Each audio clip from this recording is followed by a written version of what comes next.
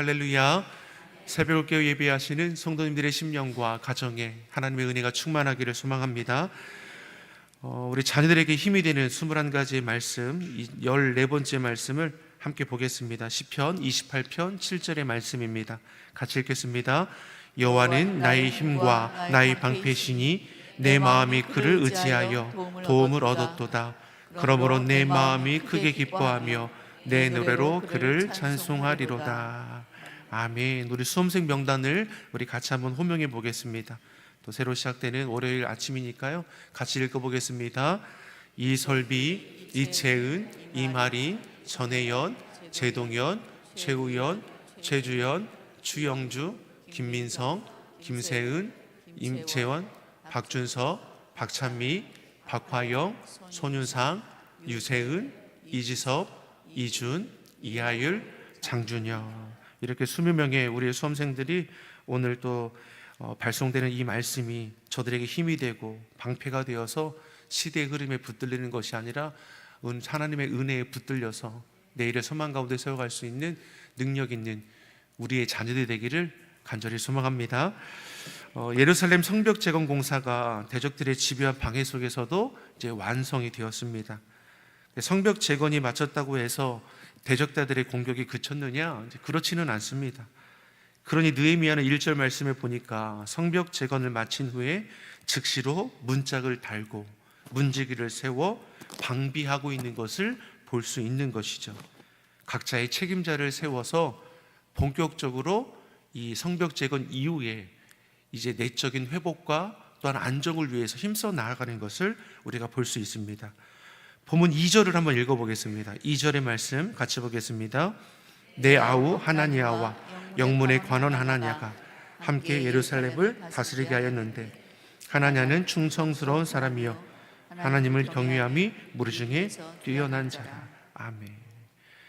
이 하나니는 어떻습니까? 느헤미야의 동생으로 느헤미야 1장에서 유다와 예루살렘 형편이 어떠한지를 느헤미야에게 알게 했던 그 하나니아고, 또 무리 중에 하나냐는 충성스러운 사람으로서 하나님을 경외함에 사명 감당하기에 합당한 자임을 우리가 알 수 있는 것이죠.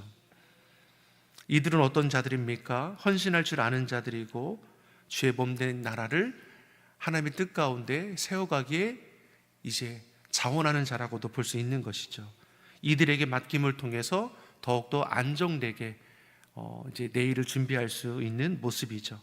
3절을 보니까 해가 높이 뜨기 전에는 성문을 결코 열지 말고 해가 지기 전에 성문을 닫도록 했습니다. 무엇보다 예루살렘 주민들로 하여금 각자 서로의 거처를 지킬 수 있도록 지금 행하는 것을 볼 수 있습니다. 4절의 말씀을 보겠습니다. 4절의 말씀 같이 보겠습니다. 그 성읍은 광대하고 그 주민은 적으며 가옥은 미처 건축하지 못하였습니다. 자, 성벽은 재건되었지만 여전히 주민들의 삶은 어떻습니까? 팍팍하게 그지 없습니다.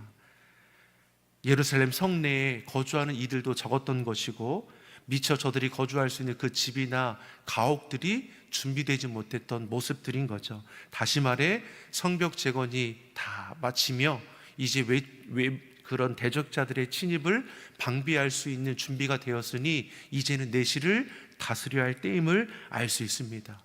그러기에 더욱더 중요한 것이 무엇입니까? 지켜내는 것이죠. 누가 자신들을 도와줄 수 있습니까? 누가 대신해서 지켜줄 수 있는 거 아니죠. 그러니 느헤미야는 지킬 자를 택하여 세우고 주민들 스스로가 서로가 지켜줄 수 있도록 방비하게 하는 것을 볼 수 있습니다. 무엇보다 이러한 모든 과정들이 느헤미야의 생각 속에서 이루어지는 것이 아니라 느헤미야는 어떤 사람입니까? 늘 깨어서 기도할 줄 아는 자였습니다. 예루살렘으로 귀환하기 전에도 수일 동안 금식하며 기도함을 통해서 하나님께서 그 길을 열어주셨습니다. 아닥사스다 왕이 많은 재물과 제목을 더해줌을 통해서 이로처럼 재건할 수 있도록 협력해 주는 것도 우연이 된 것이 아니라 하나님이 저의 마음을 감동케 하심으로 이처럼 하나님께서 그의 기도를 들어주심을 볼 수 있는 것이죠. 재건하는 중에도 대적자들의 공격이 있을 때에도 느헤미야는 하나님의 도우심을 구하며 성벽을 지켜내기에 힘썼습니다. 그 결과 하나님께서는 대적자들의 공격에서 안전하게 해주셨고, 이처럼 성벽이 완공된 이후에는 내실을 다져갈 수 있게 되었습니다. 많은 것이 부족한 때에 느헤미야는 그에게 더욱더 하나님의 도우심을 구하며 기도하기를 쉬지 않습니다. 그리고 기도하는 느헤미야에게 하나님은 은혜를 더해 주시죠. 5절의 말씀입니다. 5절의 말씀 같이 보겠습니다. 내 마음이 내 마음을 감동하사 귀족들과 민장들과 백성을 모아 그 계보대로 등록하게 하심으로 내가 처음으로 돌아온 자의 계보를 얻었는데 거기에 기록된 것을 보며 내 하나님이 내 마음을 감동하사. 느헤미야는 고난 중에도 늘 깨어 기도하고 기도하는 그의 마음에 하나님이 감동케 하심으로 무엇을 발견하게 합니까? 처음 돌아온 자의 계보를 얻었다라고 했습니다. 다시 말해 무엇입니까? 1차 포로귀환에 먼저 왔었던 자들의 그 계보를 찾을 수 있었다라는 것이죠. 어떤 때에 그렇습니까? 하나님께 기도하는 가운데 하나님께서 저에게 필요한 것을 응답하신 것이죠. 우리의 삶도 마찬가지입니다. 어려움을 만나고 문제를 만날 때 우리의 선택이 하나님 앞에 나와 기도하는 자가 되기를 예수님의 이름으로 소망합니다. 우리가 기도할 때 하나님은 감동을 주시죠. 문제를 감당할 수 있도록 은혜를 주시고 지혜를 주심을 믿습니다. 야고보서 1장 5절의 말씀을 보더라도 너희 중에 누구든지 지혜가 부족하거든 모든 사람에게 후히 주시고 꾸짖지 아니하시는 하나님께 구하라. 그리하면 주시리라. 하나님은 구하는 자에게 주십니다. 우리가 하나님을 찾고 구하지 않아서 그렇지 하나님을 찾고 구하면 하나님은 합당한 은혜를 더하여 주심을 믿습니다. 하나님은 졸지도 주무시지도 아니하시며 눈동자같이 지켜주시죠. 그 하나님께 지혜를 구하기를 바랍니다. 하나님의 은혜를 구하는 자가 되십시오. 하나님은 가장 합당한 것으로 우리 삶을 채우시고 입히어 주심을 믿습니다. 다시 말해 문제 앞에 걱정과 염려에 붙들릴 이유가 없다라는 것입니다. 우리가 기도하기를 시작할 때 하나님은 모든 염려와 문제를 이기게 하십니다. 느헤미야가 기도함으로 하나님의 감동 가운데 이길 힘을 얻었던 것처럼 우리도 기도함으로 문제를 이길 힘과 능력을 얻게 될 줄 믿습니다. 이처럼 하나님의 감동으로 느헤미야는 제1차 포로귀환했던 그 계보를 찾을 수 있었습니다. 성벽 재건이 되었지만 예루살렘 성 안에 거주하는 인원들은 적었고 서로가 서로를 지키고 방비하는 데는 수적인 한계가 있습니다. 이때 기도하는 가운데 하나님께서는 보게 하셨습니다. 1차 포로귀환했던 자들을 우선하여 조사할 수 있도록 하신 것이죠. 그래서 흩어진 민족들을 다시 귀합할 수 있게 하시는 것이죠.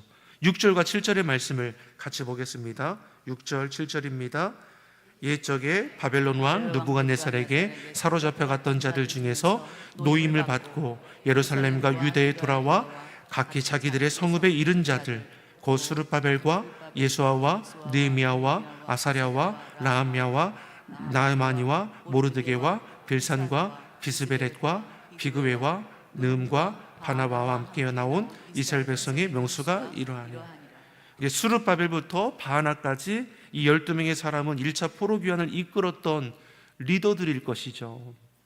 다윗의 혈통인 스룹바벨을 중심으로 대제사장의 후손이 예수아로 각 지파를 대표하는 12명의 이름이 먼저 기록되어 있습니다.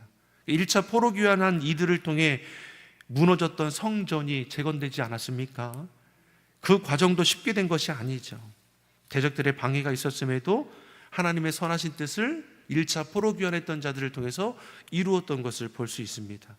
그 명단이 기록되어 있는 거죠. 8절부터 보면 일반 백성들의 명단이 기록되어 있습니다. 39절에서 42절 제사장의 명단이, 43절에서 45절 레위 사람의 명단, 46절에서 60절 느비딘 사람들의 명단이, 또 61절에서 65절은 기타 귀환자들이 기록되어 있습니다. 1차 포로 귀환자의 수가 대략 5만 명입니다. 그 제사장 수는 그 인원의 10분의 1이라 할 수 있는 4천 명이 좀 넘는 수였고 레위 사람들은 겨우 300명밖에 되지 않았었습니다. 바벨론 포로 생활 70년의 시간이 대부분의 유다 백성들로 안주하게 했다라는 것이죠. 그 시간 동안 어쨌든 포로지에서 자신들의 삶의 터전을 이룬 거 아니겠습니까? 안정된 삶을 버리고 폐허가 된 예루살렘으로 돌아가기를 선뜻 선택하지 못했던 이스라엘 자손들의 수도 많았던 거죠. 1차 포로 귀환 때 하나님의 감동으로 고레스를 통해서 돌아갈 수 있는 길이 마련되었음에도 불구하고 겨우 5만 명밖에 돌아오지 않았고, 5만 명의 그 숫자 안에 제사장들은 4천 명의 수, 레위 사람들은 300명밖에 되지 않았었습니다. 사명보다는 안정된 삶을 선택하는 모습도 있다라는 것이죠. 우리도 매 순간 하나님 앞에 선택하게 되지 않습니까? 나는 하나님이 원하는 사명의 길을 걷고 있는가? 세상에서 누리는 안정된 삶을 걷고자 하는가? 늘 이것이 우리의 고민 아니겠습니까? 늘 이게 우리 기도 제목 아닙니까? 내게 주신 사명이 있고 하나님의 뜻이 있지만 이 뜻을 선택하기보다는 내가 조금 더 평안하고 안락한 삶을 살아가기를 더 바랄 때가 있지 않습니까? 사랑하는 성도 여러분, 그럴 때 우리는 뭘 해야 합니까? 기도하는 자가 되기를 예수님의 이름으로 소망합니다. 많은 사람들이 마치 사명의 길은 고단하고 피곤한 일이라고 생각합니다. 결코 그렇지 않죠. 하나님은 사명의 길을 안전하게 지켜주시고 필요를 공급해 주심으로 부족함이 없게 하십니다. 느헤미야를 통해서 우리가 볼 수 있는 것이 무엇입니까? 가진 것이 아무것도 없지 않았습니까? 하나님이 그 길을 열어주시는 거죠. 필요를 공급해 주시는 거죠. 성벽이 재건되었다고 다 끝난 거 아닙니다. 이제부터 시작 아닙니까? 성벽 재건은 말 그대로 자신들을 안전하게 지킬 수 있는 보호가 된 거죠. 이제 필요한 것은 무엇입니까? 영적 재건입니다. 더욱더 중요한 것이 기다리고 있는 것이죠. 이를 위해서 사명자가 할 것이 무엇입니까? 기도함으로 감당하는 것이죠. 기도할 때, 하나님의 은혜를 구할 때 하나님은 지혜를 주시고 그 길을 열어주심을 믿습니다. 사랑하는 성도 여러분, 삶의 자리를 기도의 자리로 세워가기를 소망합니다. 내 지식, 내 경험, 내 고집, 내 욕심에 앞세워 붙들리지 마시고, 그럼에도 주의 말씀 의지하여 주의 도우심을 구함을 통해서 하나님이 주시는 지혜와 은혜로 오늘도 주의 은혜 가운데 살아가기를 예수님의 이름으로 축원합니다. 기도하겠습니다. 사랑하는 하나님 아버지, 우리는 예수님 믿어 구원함을 입은 하나님의 자녀입니다. 하나님의 자녀된 자로서 이 시대를 구별하여 살아가게 하여 주시옵소서. 시대를 분별할 수 있도록 우리에게 지혜를 주시고 은혜를 더하여 주시옵소서. 하나님을 기쁘시게 하는 사명자의 삶을 기도로 능히 감당하게 하여 주시옵소서. 예수님의 이름으로 기도드립니다. 아멘.